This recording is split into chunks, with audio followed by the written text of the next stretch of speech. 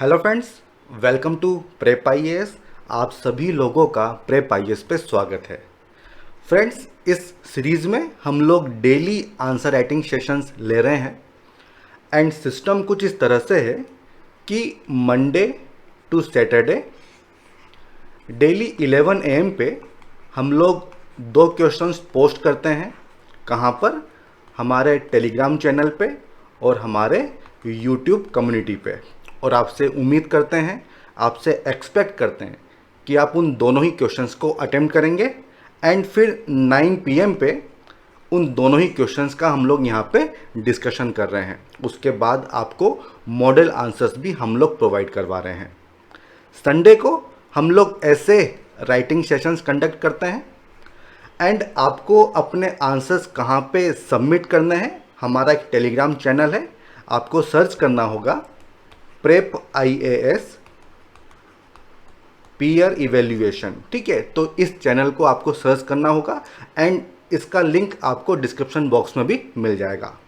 अब आज का जो सेशन है इसमें हमने 2 क्वेश्चन लिए हैं। एक क्वेश्चन पॉलिटी से है एंड सेकंड क्वेश्चन है इंटरनेशनल रिलेशन से, मींस GS 2 से ये दोनों क्वेश्चन हमने लिए हैं। 1 बाय 1 दोनों को डिस्कस करेंगे। आपके जो भी इश्यूज हैं आप डायरेक्टली कमेंट सेक्शन में मुझसे पूछ सकते हैं एंड सबसे लास्ट में हमेशा की तरह एक लर्नर की आंसर शीट भी हम लोग डिस्कस करने वाले हैं। अब देखिए, फर्स्ट क्वेश्चन एक 15 मार्कर है, मींस 250 वर्ड्स में आपको इसको अटेम्प्ट करना है। काफ़ी लंबा ये क्वेश्चन है। देखते हैं क्या पूछा गया है। द की feature of parliamentary form of government have been well adopted in India. Highlight the advantage and disadvantage of parliamentary form of government as compared to presidential form of government। ये पूछा गया है। इसके बाद do you think, क्या आप सोचते हैं, the changed circumstances demand a shift from parliamentary system to presidential system। उसके बाद आपको आर्ग्यूमेंट्स देने हैं जो भी आपका स्टैंड होगा। अब देखिए, काफ़ी लंबा क्वेश्चन है, काफ़ी सारे पार्ट्स हैं और ऐसे क्वेश्चंस आपकी प्रैक्टिस के लिए ही मैं दे रहा हूं ताकि आप डिफरेंट पार्ट्स को आइडेंटिफाई कर पाएं। देखिए, सबसे पहले क्या पूछा है कि इंडिया में पार्लियामेंट्री फॉर्म ऑफ गवर्नमेंट के जो की फीचर्स हैं वो वेल अडॉप्ट किए गए हैं। तो अब आपको ये बताना होगा कि क्या क्या की फीचर्स होते हैं। तो सबसे पहले तो आप ये बताइए, तो ये पहला पार्ट हो जाएगा। देन साफ साफ पूछा गया है कि एडवांटेज क्या है और डिसएडवांटेज क्या है पार्लियामेंट्री सिस्टम ऑफ गवर्नमेंट का with respect to presidential form. तो ये साफ साफ यहाँ पे पूछा गया है, तो आप एडवांटेज बता दो और उसके डिसएडवांटेज बता दो। फिर देखिए क्या पूछा गया है, चेंज सर्कमस्टांसेस, कुछ चेंजेस आए हैं तो आपको बताना होगा कि ये चेंजेस क्या हैं जिसकी वजह से कुछ लोग डिमांड कर रहे हैं कि हमें ये सिस्टम चेंज कर देना चाहिए और प्रेसिडेंशियल सिस्टम अपना लेना चाहिए। तो वो क्या सर्कमस्टांसेस हैं ये आपको बतानी होंगी। ठीक है, फिर आप बताइए कि क्या हमें presidential form of government follow करना चाहिए, अगर हाँ तो क्यों, और अगर ना तो क्यों। आपको कारण भी बताने होंगे। ठीक है, और आर्ग्यूमेंट्स देने होंगे अपने स्टैंड को जस्टिफाई करने के लिए, और उसके बाद आपको कंक्लूड करना होगा। तो ये सारे पार्ट्स हैं जो इस क्वेश्चन में आपको एड्रेस करने होंगे। ठीक है, क्या क्या पार्ट्स हुए? इंट्रोडक्शन, देन की features, advantage, disadvantage, change circumstances क्या होती हैं एंड शुड वी स्विच, क्या हमें स्विच कर लेना चाहिए, और सबसे एंड में आपको कंक्लूड करना होगा। तो ये काफ़ी सारे पार्ट्स हैं जो इस क्वेश्चन में आपको एड्रेस करने होंगे। सबसे पहले इंट्रोडक्शन। देखिए, यहाँ पे क्वेश्चन पूछा गया है parliamentary form of government and presidential form of government. तो इनके बेसिक डिफरेंस को आप यहाँ पे एक्सप्लेन कर सकते हो। दोनों ही डेमोक्रेटिक फॉर्म होती हैं, इनमें क्या बेसिक डिफरेंस है उसको आप एक्सप्लेन कर सकते हो। आप बता दीजिए कि पार्लियामेंट्री फॉर्म में क्या होता है एंड प्रेसिडेंशियल फॉर्म में क्या होता है। ठीक है, ये आप यहाँ पे बता सकते हैं। तो इसका इंट्रोडक्शन इतना कोई मुश्किल काम नहीं होगा आप लोगों के लिए। ठीक है, देन आता है की features of parliamentary form of government. तो लक्ष्मीकांत में ये सारे फीचर्स मेंशन किए हुए हैं, मैंने भी वहीं से छापे हैं। ठीक है, तो ये आपको फीचर्स लिखने होंगे, इनको एक्सप्लेन नहीं करना। आप भले ही एक एरो डायग्राम बना लो, की फीचर्स, और इनको लिखते जाइए, तो इससे आपका स्पेस भी बचेगा। आप चाहें तो यहाँ बीच में सेंटर में लिख दो की फीचर्स, और फिर इस तरह से जो डिफरेंट फीचर्स हैं उनको आप लिख सकते हो, आपका टाइम भी बचेगा, ठीक है, और एक अच्छा इंप्रेशन भी पड़ेगा, ठीक है। अब देखिए अगला पार्ट क्या है, एडवांटेज। तो इंडिया ने पार्लियामेंट्री फॉर्म ऑफ गवर्नमेंट को क्यों चूज किया था, क्योंकि उसमें काफ़ी सारे एडवांटेज थे, जैसे कि एक तो अकाउंटेबिलिटी होती है, ठीक है, ये की फीचर होता है पार्लियामेंट्री फॉर्म ऑफ गवर्नमेंट का, कि अगर आपके पास नंबर्स नहीं है तो फिर नो कॉन्फिडेंस मोशन वगैरह पास हो जाएगा, ठीक है। तो एक मोर डेमोक्रेटिक तरीका है गवर्नमेंट का। देन रिप्रेजेंटेशन, हर सेक्शन को आप गवर्नमेंट में रोल दे सकते हो, अभी रिसेंटली एक्सपेंशन हुआ है हमारी कैबिनेट का, ठीक है।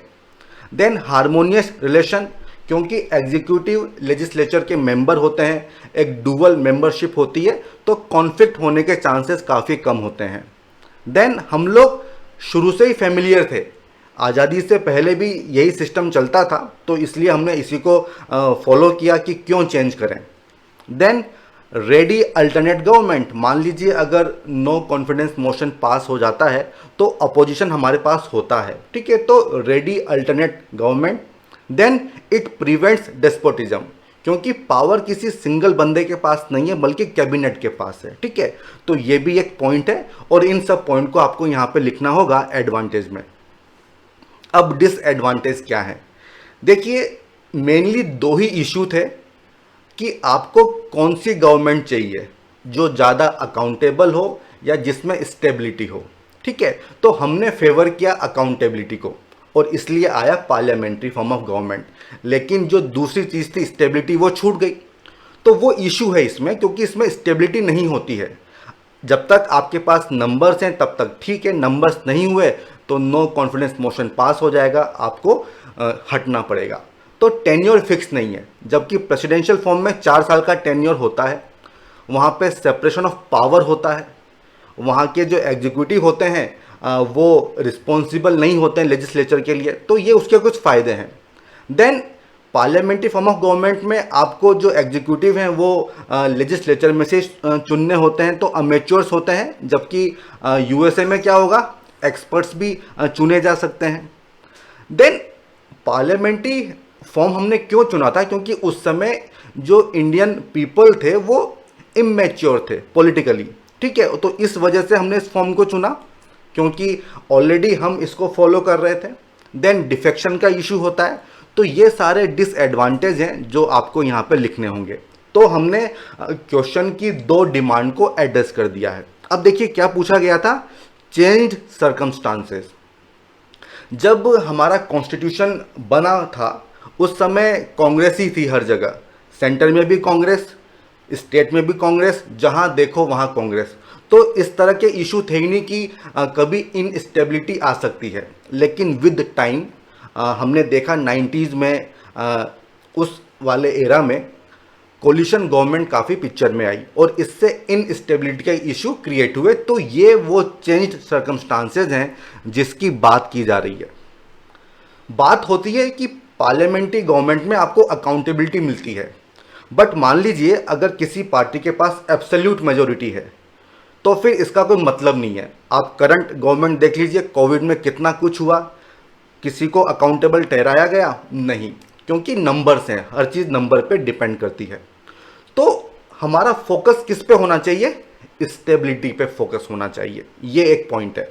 देन काफ़ी सारे इश्यूज देखने को मिलते हैं, करप्शन, डिफेक्शन, पॉलिसी पैरालिसिस, क्योंकि देखिए आपका टेन्योर फिक्स नहीं है तो आप लॉन्ग टर्म पॉलिसी डिसीजन नहीं ले पाओगे। आपका हमेशा फोकस होता है कि किस तरह से मैं पावर में रहूं, तो पॉपुलिस्ट मेजर्स लिए जाते हैं, तो पॉलिसी पैरालिसिस एक इशू रहता है। हॉर्स ट्रेडिंग, काफ़ी सारे एग्जाम्पल हैं, राजस्थान में देख लो, मध्य प्रदेश में देख लो, ठीक है।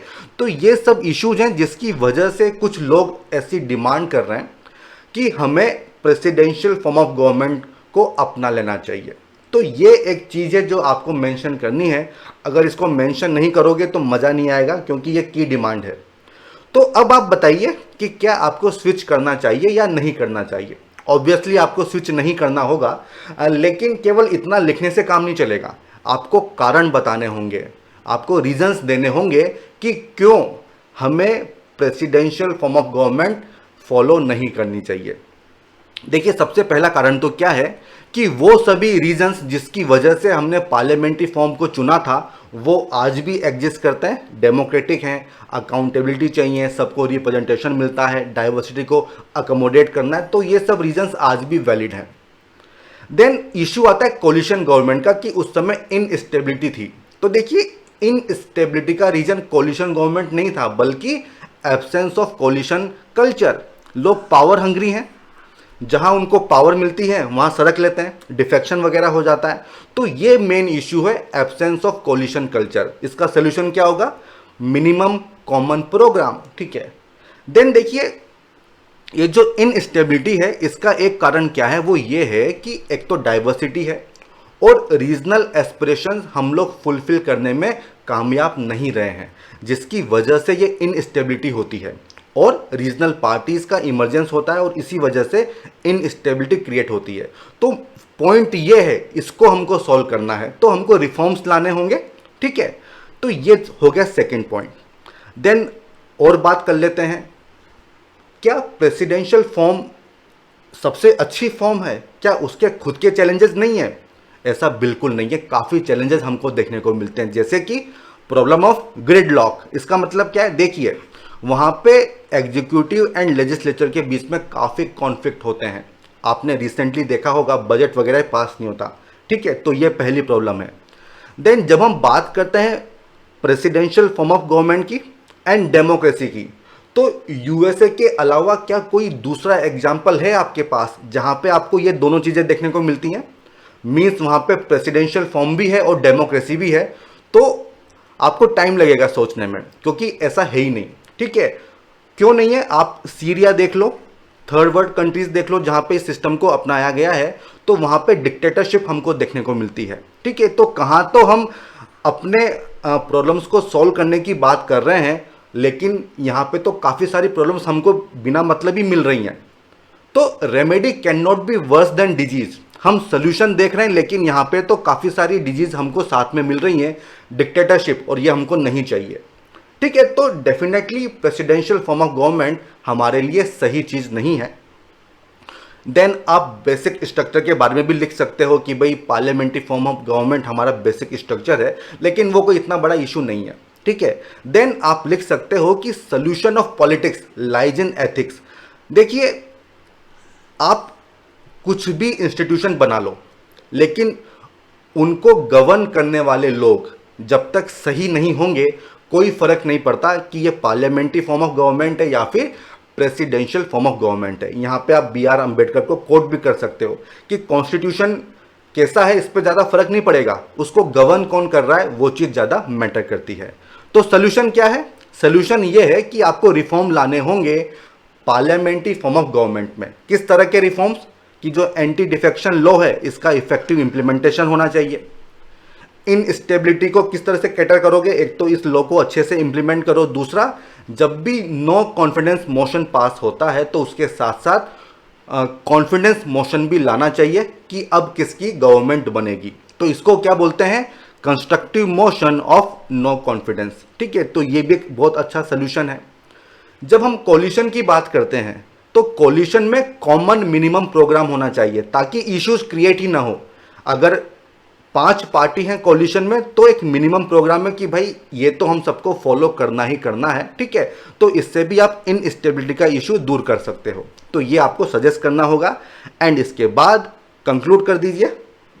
काफ़ी तरीके से आप कंक्लूजन कर सकते हो, जैसे कि जो प्रेसिडेंशियल फॉर्म ऑफ गवर्नमेंट है उसमें डिक्टेटोरियल टेंडेंसी आ सकती हैं, इस तरह से आप कंक्लूड कर सकते हो। या फिर आप बता सकते हो कि जो पार्लियामेंट्री फॉर्म है उसमें हमको ज़्यादा अकाउंटेबिलिटी मिलती है और जो इश्यूज हैं वो हम रिफॉर्म्स के द्वारा दूर कर सकते हैं, ठीक है। तो इस तरह से आप कंक्लूड कर सकते हो, दोनों ही अच्छे माने जाएंगे, ठीक है। तो ये पहला क्वेश्चन एक दमदार क्वेश्चन था, आपको दिमाग लगाना होगा, सोचना होगा, पार्ट्स को आइडेंटिफाई करना होगा, ठीक है। तो फर्स्ट क्वेश्चन तो यहाँ पे हो गया। अब हम आते हैं सेकेंड क्वेश्चन की तरफ। IR से बिलोंग करता है, स्ट्रेट फॉरवर्ड क्वेश्चन है, अगर आपने करंट अफेयर अच्छे से किए होंगे तो आप इसको आराम से कर पाओगे। देखिए क्वेश्चन क्या है, एक 15 मार्कर है। While India US relations have acquired greater depth in the last 2 decades. क्या पूछा गया है कि पिछले 2 डिकेड्स में इंडिया यूएस के रिलेशन में काफ़ी डेप्थ हमको देखने को मिली है। तो देखिए आपको बताना होगा कि किस तरह से ये डेप्थ देखने को मिली है। तो ये फर्स्ट पार्ट हो जाएगा। Then the policies of USA even in this era continue to pose challenges to India's strategic interest. तो वो पॉलिसीज के बारे में आपको बताना होगा जिसकी वजह से चैलेंजेस हमको देखने को मिलते हैं। ठीक है, डिस्कस विद एडिकेट एग्जाम्पल्स, तो आपको एग्जाम्पल्स देने होंगे, साफ साफ लिखा हुआ है। ठीक है, तो ये पार्ट्स हैं जिनको आपको एड्रेस करना होगा। इंट्रोड्यूस कीजिए, किस तरह से डेप्थ देखने को मिली है ये बताइए, और किस तरह से चैलेंजेस देखने को मिलते हैं ये बताइए, एंड सबसे लास्ट में आपको कंक्लूड करना होगा। तो ये 4 पार्ट हैं, वन बाय वन देख लेते हैं। इंट्रोडक्शन, किस तरह से इंट्रोड्यूस करोगे? आप बता सकते हैं कि कोल्ड वॉर एरा में इंडिया रशिया के पास था, मतलब क्लोजर था, लेकिन आज की डेट में इंडिया यूएसए काफ़ी अच्छे रिलेशनशिप हैं and comprehensive global strategic partnership है दोनों के बीच में। तो इस तरह से आप इंट्रोड्यूस कर सकते हैं, ये काफ़ी अच्छा इंट्रोडक्शन होगा। देन आप बताइए कि किस तरह से ग्रेटर डेप्थ आपको देखने को मिलती है। तो आप इसको डिफरेंट पॉइंट्स में डिवाइड कर लो, स्ट्रेटेजिक क्या है, डिफेंस में क्या है, ट्रेड में क्या है, और ये सब करंट अफेयर है। डिफेंस में काफ़ी सारे एग्रीमेंट साइन हुए हैं, लेमोआ, BECA, कॉमकासा। ठीक है, मिलिट्री एक्सरसाइजेज होती हैं काफ़ी सारी, वो आप लिख सकते हो। देन स्ट्रेटेजिक में आप बता दीजिए कि इंडियन ओशियन रीजन जो है इंडो पैसिफिक कमांड, उसका नाम रखा है यूएसए ने। देन आप यहाँ पे लिख सकते हो डी-हाइफनेशन ऑफ इंडिया पाकिस्तान। ठीक है, ये भी काफ़ी न्यूज़ में रहता है हमेशा ही। देन और भी काफ़ी सारे पॉइंट हैं कि क्योंकि यूएसए वर्सेस चाइना है, तो इस वजह से इंडिया एंड यूएसए इनके इंटरेस्ट में कन्वर्जेंस हमको देखने को मिल रहा है। आप एनर्जी की बात कर सकते हो, PACE इसकी बात कर सकते हो। 2008 न्यूक्लियर डील जो साइन हुई थी उसके बारे में लिख सकते हो। देन इंटरनेशनल फोरम्स में यूएसए इंडिया को सपोर्ट करता है NSG की एंट्री के लिए, ऑस्ट्रेलिया ग्रुप के लिए, UNSC में रिफॉर्म के लिए। ठीक है, तो ये सब चीज़ें आपको लिखनी होगी। कंटेंट इसमें इतना इशू नहीं रहेगा क्योंकि करंट अफेयर की पे पकड़ आप लोगों की होती ही है। देन इकोनॉमिक टाइज आप लिख सकते हो, हाई लेवल विजिट्स होती हैं, नमस्ते ट्रंप, ठीक है, हाउडी मोदी, ये सब आप यहाँ पे लिख सकते हो। देन चैलेंजेस बताइए कि क्या चैलेंजेस हैं पॉलिसीज़ की वजह से। सबसे पहला, यूएसए के सैंक्शंस ईरान पे लगा दिए, रशिया पे लगा दिए, नॉर्थ कोरिया पे लगा दिए, तो इससे एक एडवर्स इम्पैक्ट होता है इंडिया को। देखिए पेट्रोल प्राइसेस बढ़ जाती हैं, ठीक है, तो वो आप यहाँ पे लिख सकते हो। देन ट्रेड पॉलिसी, अभी रिसेंटली यूएसए ने इंडिया को डेवलपिंग कंट्रीज़ की लिस्ट से हटा दिया है, तो इसका इम्पैक्ट होगा इंडिया पे। Then GSP, generalize system of preferences, इससे भी इंडिया को इम्पैक्ट होगा। आप H1B वीज़ा की बात कर सकते हो, ठीक है। देन पॉलिसी टुवर्ड्स पाकिस्तान, एक सॉफ्ट पॉलिसी है। आज भी यूएसए पाकिस्तान के साथ अपनी रिलेशनशिप को वेरी गुड वन के रूप में डिस्क्राइब करता है, तो इंडिया के लिए एक इशू है, ठीक है।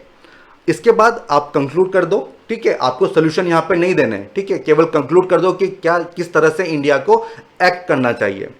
तो both countries should move ahead on common interest and address any concern through consultative and cooperative approach. अब देखिए ये जो कंक्लूजन है ना, इसको आप किसी के साथ भी फिट कर सकते हो, ये केवल इंडिया यूएसए के लिए नहीं है। जिस पे भी क्वेश्चन आएगा आप ये कंक्लूजन लिख सकते हो। लेकिन देखिए IR से 2-3 क्वेश्चन आते हैं, तो सब में आपको यही कंक्लूजन नहीं लिखना है, किसी एक में लिख दीजिए। तो इसी तरह से आपको 2-3 कंक्लूजन प्रिपेयर कर लेने चाहिए, ठीक है। तो ये हो गया सेकंड क्वेश्चन। अब हम आते हैं सेकंड सेगमेंट की तरफ, और वो क्या है, एक लर्नर की आंसर शीट देखते हैं। और इस बार भी मैंने वैसा ही किया है कि 2 डिफरेंट लर्नर्स की आंसर शीट मैंने ली है ताकि दोनों को गाइडेंस मिल जाए। अब देखिए जो फर्स्ट आंसर है ये देखने में काफ़ी अच्छा लग रहा है, तो प्रेजेंटेशन काफ़ी अच्छा है, इसको देखते हैं। देखिए, the constitution of India provides for a parliamentary form of government both at the centre and at the state. ठीक है। उसके बाद आपने क्या लिखा है, the system is borrowed from government of India act 1935। देखो जहां तक मुझे पता है ना, ये हमने ब्रिटिश कॉन्स्टिट्यूशन से लिया है, तो ये पॉइंट आप एक बार चेक कर लेना, ये चीज गलत है। In this executive is responsible to the legislature for its policies. देखो ना, थोड़ा सा छोटा रखा करो हमेशा इंट्रोडक्शन, 2 से 3 लाइन, 3 से 4 लाइन का काफ़ी होता है। अगर 10 मार्कर है तो 2 से 3 लाइन, अगर 15 मार्कर है तो 3 से 4 लाइन काफ़ी होती है। देन आपने लिखा है एडवांटेज एंड डिसएडवांटेज। ये तो बताओ कि किस चीज़ के एडवांटेज हैं और किस चीज़ के डिसएडवांटेज हैं, तो ये आपको पहले बताना होगा। तो हेडिंग प्रॉपर होनी चाहिए। तो ऐसा मैं मान के चलता हूं कि आप यहाँ पे पार्लियामेंट्री फॉर्म ऑफ गवर्नमेंट के एडवांटेज बता रहे हो एंड डिसएडवांटेज बता रहे हो, जो आपने यहाँ पे लिखा भी है, ठीक है। लेकिन इसको ना यहीं पे लिखो तो अच्छा रहेगा। इंश्योर्स डाइवर्स रिप्रेजेंटेशन, सही बात है। थोड़ा सा ना इसको एक्सप्लेन करो, केवल एक सिंगल पॉइंट लिखने से काम नहीं चलेगा, थोड़ा सा इसको एक्सप्लेन करो।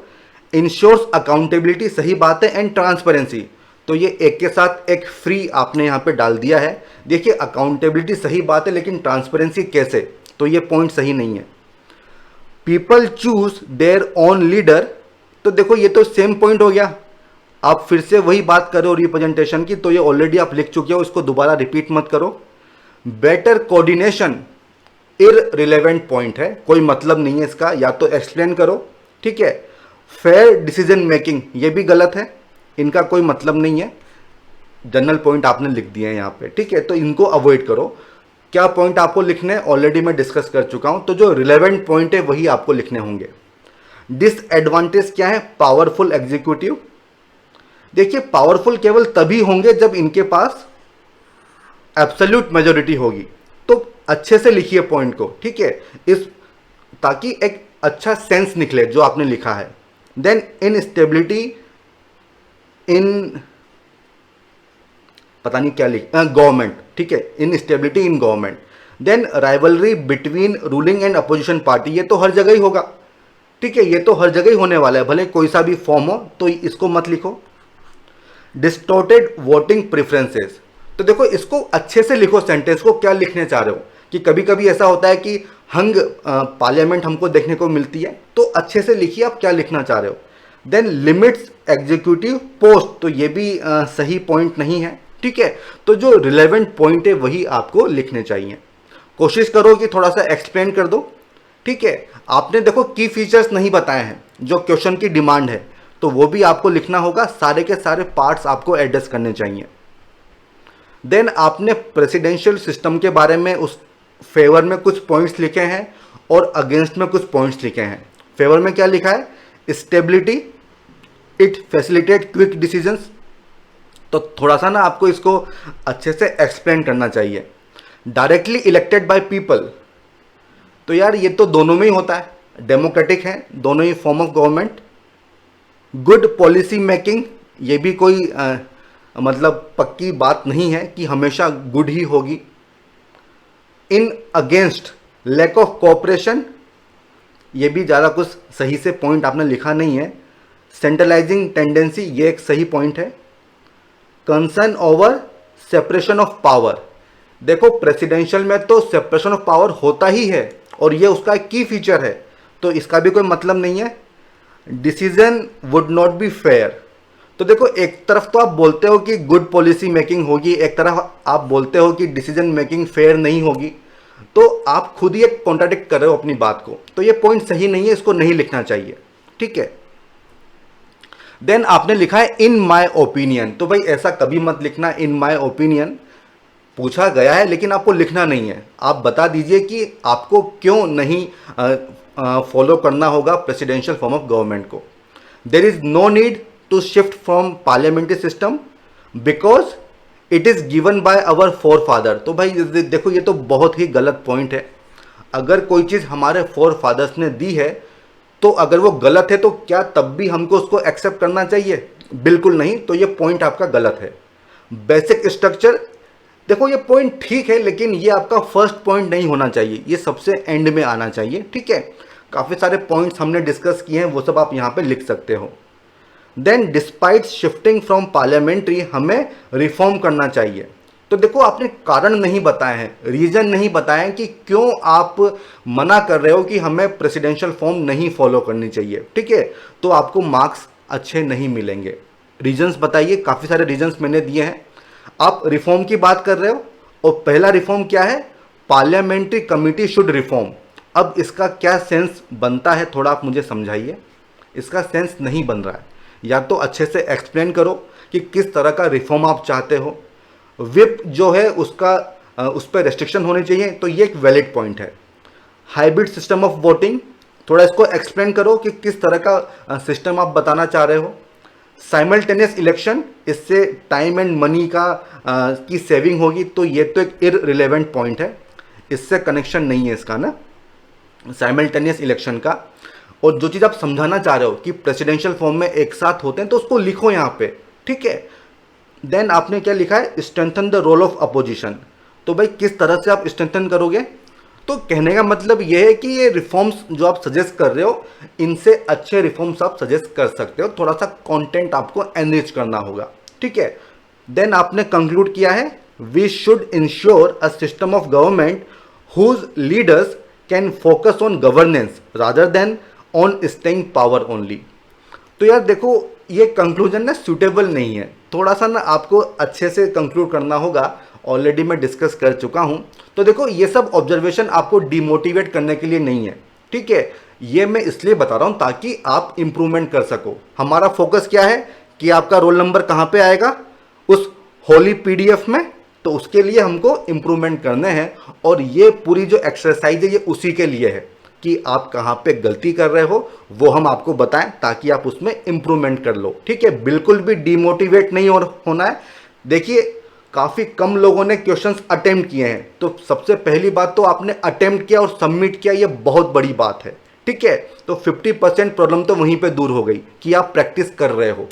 उसके बाद ये तो छोटी मोटी बातें हैं, मेहनत हम कर ही रहे हैं तो इम्प्रूवमेंट भी हो जाएगा। अब हम आते हैं सेकेंड क्वेश्चन की तरफ। ये एक दूसरे लर्नर की आंसर शीट है। देखो मैं एक एडवाइस दूंगा आप लोगों को कि जो आप आंसर सबमिट करते हो ना, तो थोड़ा उसकी क्वालिटी पे फोकस करो यार, ठीक है। उसकी पिक्चर अच्छी होनी चाहिए। आप देख लो, एक तो ये क्वालिटी है और एक ये क्वालिटी है, काफ़ी ज़मीन आसमान का फ़र्क है, तो दिक्कत होती है पढ़ने में। थोड़ा सा ना इतना आप कर दो मेरे लिए। देखो आपने इंट्रोड्यूस किया है इंडिया यूएस के साथ ग्लोबल स्ट्रेटेजिक पार्टनरशिप, तो काफ़ी अच्छे से आपने इंट्रोड्यूस किया है, वेरी गुड, ठीक है। देन आपने वो सब पॉइंट्स बताए हैं कि किस तरह से ग्रेटर डेप्थ एक्वायर की गई है, मिलिट्री, सिक्योरिटी, स्ट्रेटेजिक, एनर्जी, तो ये सब पॉइंट वही हैं। Convergence on strategy, cooperation to fight against terrorism, bilateral cooperation, तो काफ़ी अच्छे से आपने यहाँ पे पॉइंट्स लिखे हैं। देन ट्रेड आपने काफ़ी एक लाइन में इसको निपटा दिया है। तो देखो बैलेंस बना के चलो, कुछ पॉइंट आपने काफ़ी ज़्यादा लिख दिए हैं जहाँ पे आपके पास काफ़ी इन्फॉर्मेशन थी, ठीक है, और जहाँ पे आपके पास लिमिटेड है वहाँ पे आपने एक लाइन में निपटा दिया। तो ऐसे मत करो, थोड़ा कंटेंट पे थोड़ा सा एनरिचमेंट जरूरी है। देन चैलेंजेस, ट्रेड पॉलिसी आपने बताई है। देन आपने काटसा के बारे में बताया है, अफगान पॉलिसी आपने बताई है, तो ये सब सही है। आप पाकिस्तान को भी यहाँ पे ला सकते थे, थोड़ा सा डायमेंशन आपकी ब्रॉड हो सकती थी, ठीक है। तो ओवरऑल आपने अच्छा आंसर लिखा है। देन फिर से आपने लिखा है uncertain policies of US, climate change वगैरह, ये सही बात है। डब्ल्यूटीओ में क्या कंसर्न्स है ये आपने लिखे हैं। इंटरप्रिटेशन ऑफ रूल्स, ये भी काफ़ी न्यूज़ में था, ये भी आपने लिखा है। देन आपने कंक्लूड किया है। तो देखो पहली बात तो ना आपने काफ़ी बड़ा आंसर लिखा है, तो जो 250 वर्ड्स की लिमिट है वो आपकी डेफिनेटली क्रॉस हो गई होगी, तो इसको आपको अवॉइड करो। और इसका सबसे सिंपल सोल्यूशन है कि जो मेंस की आंसर शीट होती हैं उन पे आपको आंसर लिखने चाहिए, क्योंकि उसमें स्पेस लिमिटेड है, 3 पेज आपको भरने होते हैं, तो आपको आइडिया हो जाता है कि मेरा मतलब वर्ड लिमिट क्रॉस हुई है या नहीं हुई है। देन आपने कंक्लूड किया है कन्वर्जेंस से, तो ये काफ़ी अच्छा आपने यहाँ पे कंक्लूजन लिखा है, कोई इशू नहीं है, ठीक है। तो ऑब्जर्वेशन क्या है, वर्ड लिमिट, थोड़ा सब डायमेंशन पे फोकस करो, कहीं पे कम कहीं पे ज़्यादा ऐसा मत करो, ठीक है। तो ये चीज़ आपको ध्यान देनी है। तो इसी के साथ ये लेक्चर हम यहीं पे कंक्लूड करेंगे। हमने दोनों आंसर देख लिए, आंसर शीट भी देख ली है। अगर आपको कोई डाउट हो, कोई इशू हो, तो आप कमेंट सेक्शन में मुझसे पूछ लीजिए। एंड अगर आपको ये लेक्चर पसंद आया हो तो इसे लाइक करो, हमारे चैनल को सब्सक्राइब करो एंड अपने ग्रुप्स में हमारे इस चैनल को जरूर फॉरवर्ड कीजिए। ठीक है friends, goodbye, all the best.